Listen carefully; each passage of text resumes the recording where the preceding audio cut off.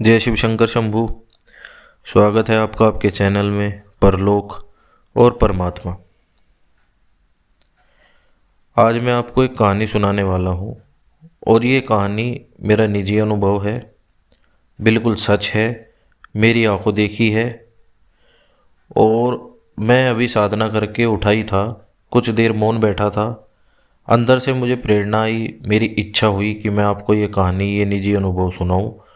इसलिए मैं अभी ये वीडियो बना रहा हूँ।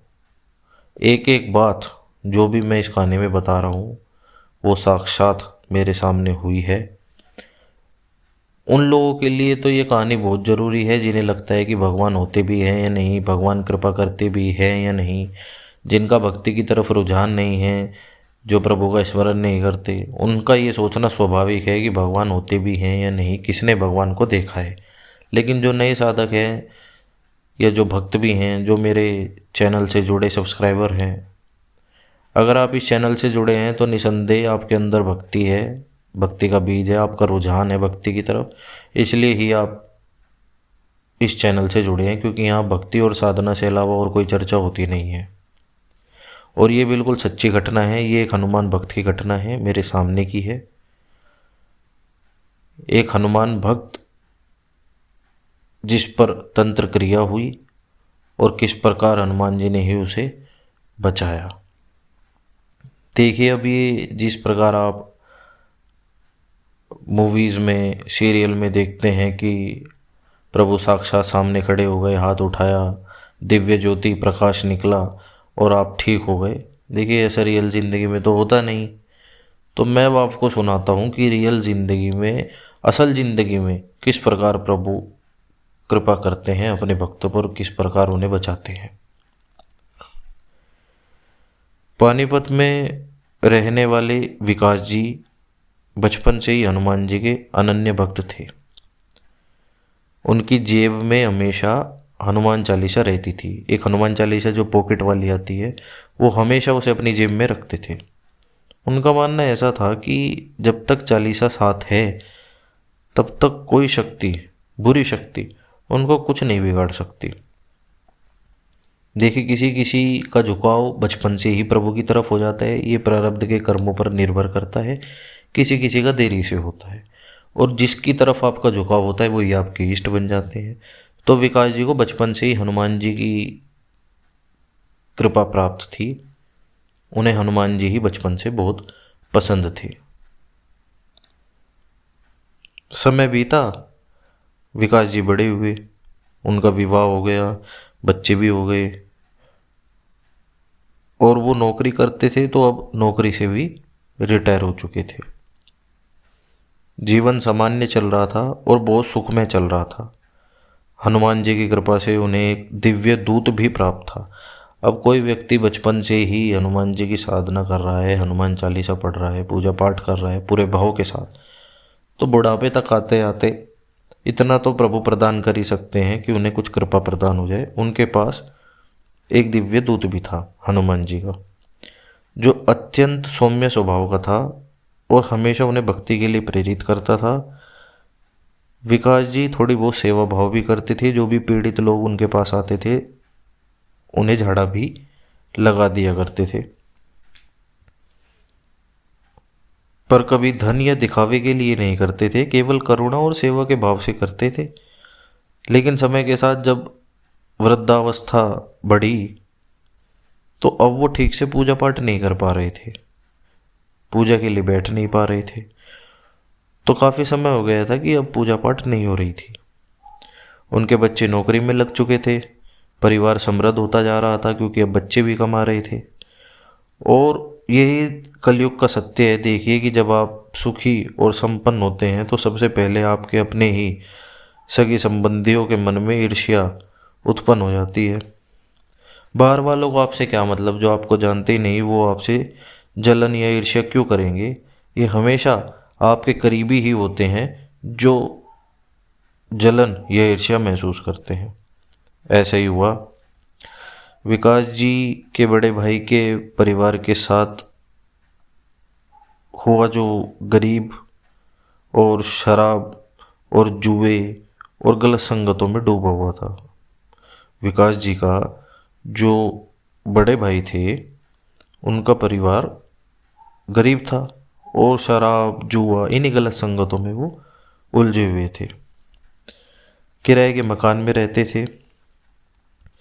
अब किराए के मकान में रहने वाली उनकी भाभी जलन में इतनी अंधी हो गई कि उसने विकास जी पर तंत्र क्रिया करवा दी, जिसको बोलते हैं मसानी क्रिया। बहुत ही शक्तिशाली प्रभावशाली क्रिया है ये। और यहाँ मैं आपको स्पष्ट कहना चाहता हूँ कि तंत्र मंत्र और जादू टोना अत्यंत ही घृणित कर्म है, बहुत ही गंदा कर्म है।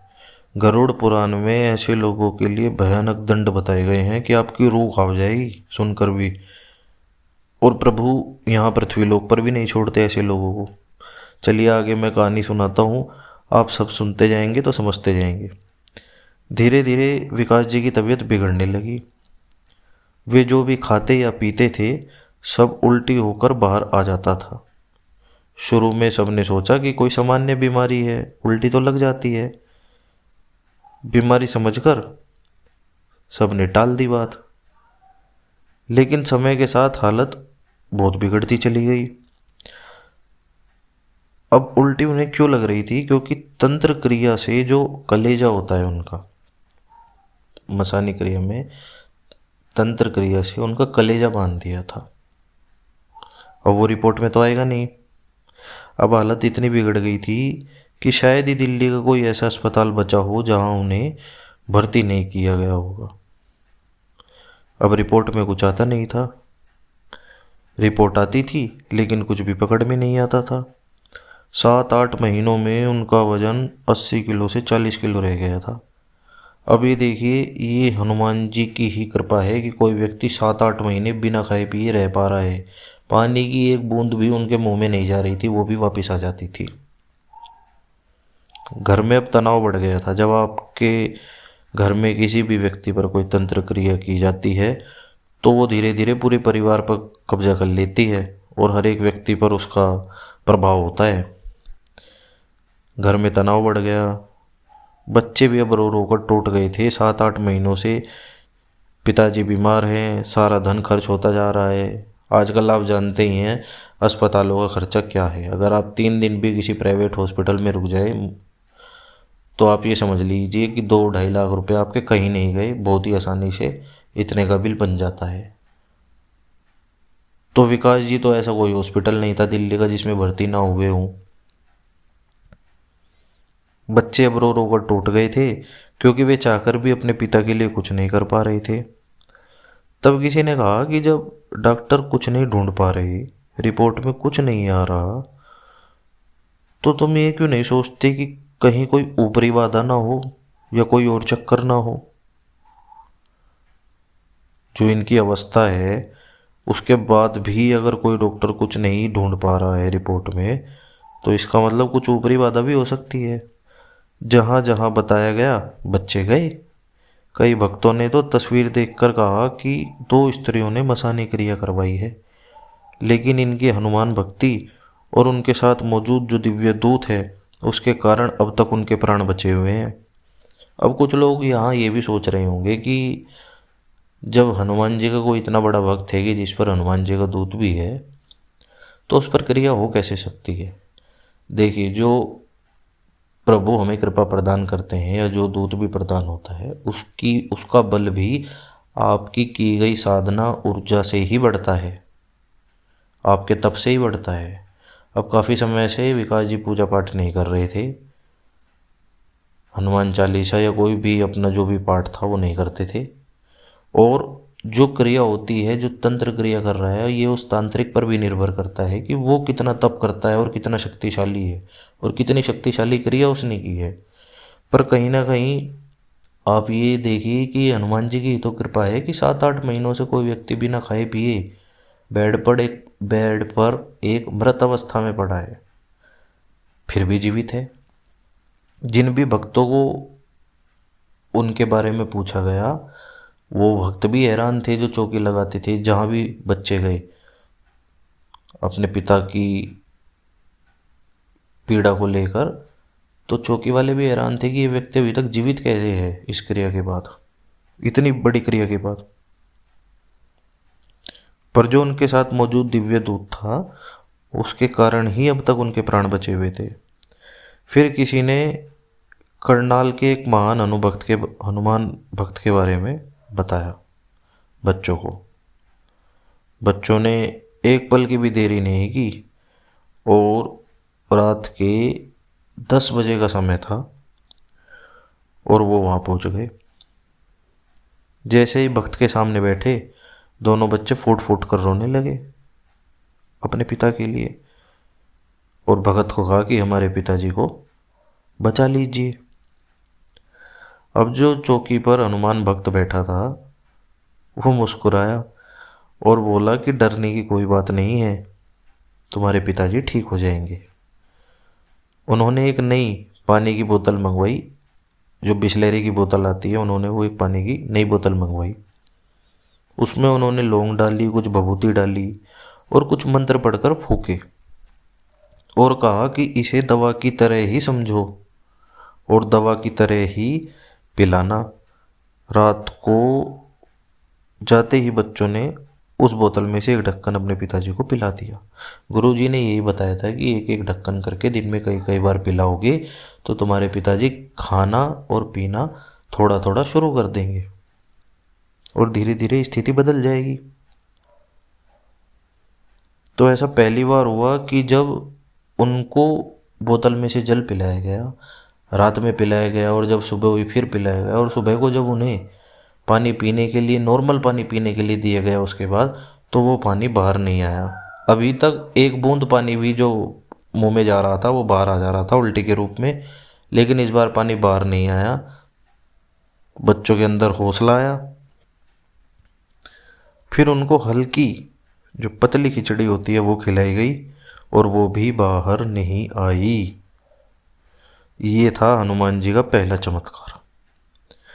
कुछ दिनों बाद भगत का फोन आया बच्चों के पास कि बालाजी चलना होगा।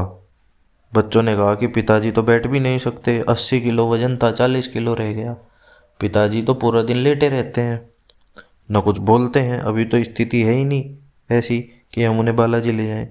भगत ने कहा कि चाहे गाड़ी में पीछे लिटा कर लेकर आना, लेकिन लेकर आना है बालाजी। बच्चों ने ऐसे ही किया, पिताजी को गोद में उठाया और गाड़ी की पीछे की सीट पर लेटा दिया और बालाजी लेकर गए। हैरानी की बात यह है कि जब बालाजी पहुंचे और विकास जी के बच्चों ने विकास जी को उठाया गोद में और मंदिर तक लेकर गए, और जैसे ही मंदिर के अंदर पहला कदम उनका रखा, विकास जी जोर जोर से चिल्लाने लगे, जय श्री राम, जय श्री राम। और जो व्यक्ति अपने पैरों से चल भी नहीं पा रहा था, वह अब अपने बच्चों का सहारा लेकर खड़ा हो गया था और मंदिर के भीतर अपने ही पैरों से चलकर मूर्ति तक गया। बच्चों ने सहारा दे रखा था क्योंकि स्थिति गंभीर थी, शारीरिक कमजोरी तो थी, पर फिर भी अब वो अपने पैरों पर खड़े थे और धीरे धीरे सहारा लेकर जय श्री राम करते हुए बड़े जोश के साथ मूर्ति की तरफ बढ़ रहे थे। मंदिर के भीतर जाते जाते एक चमत्कार और हुआ।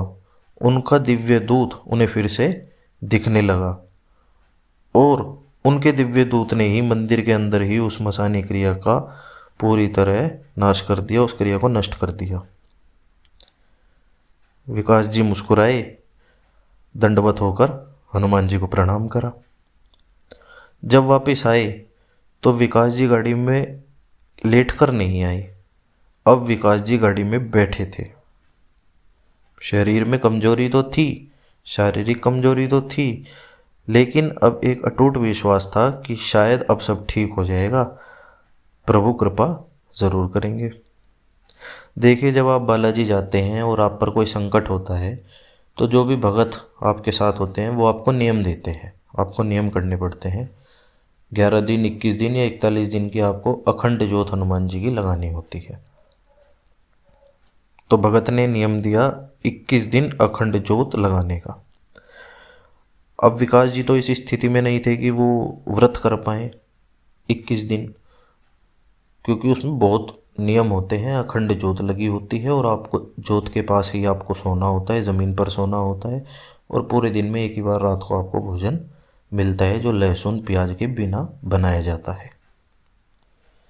पर विकास जी के बेटे ने पूरी श्रद्धा भाव से अपने पिता के प्रति प्रेम रखते हुए उस नियम को लिया, और जैसे ही 21वां दिन आया, कमाल देखिए, 21वें दिन विकास जी स्वयं मंदिर में बैठकर हनुमान चालीसा का पाठ कर रहे थे।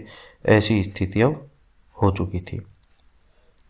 कुछ समय बाद कर्म का फल सामने आया, और जो विकास जी की भाभी थी जिन्होंने ये कर्म किया था तंत्र क्रिया का, उनको कुछ साल बाद उनको भयानक कैंसर पाया गया। वो कैंसर से ग्रसित हुई, और कैंसर भी ऐसा था जिसमें शरीर में आपके फोड़े निकलते हैं। शरीर में उनके फोड़े निकले, अत्यंत पीड़ादायक मृत्यु हुई उनकी। तो देखिए, ये एक सच्ची घटना है जो मेरे सामने हुई है। लेकिन इससे ये पता लगता है, अगर आप देखेंगे कि धीरे धीरे सारे कार्य जो खुले वो हनुमान जी की कृपा से ही खुले, हनुमान जी के भगत के द्वारा ही खोले गए। फिर बालाजी जहाँ गए वो भी हनुमान जी का ही मंदिर है, और वहाँ जाकर किस प्रकार प्रभु ने देखे खेल रचा सारा अपने भक्त को बचाने के लिए।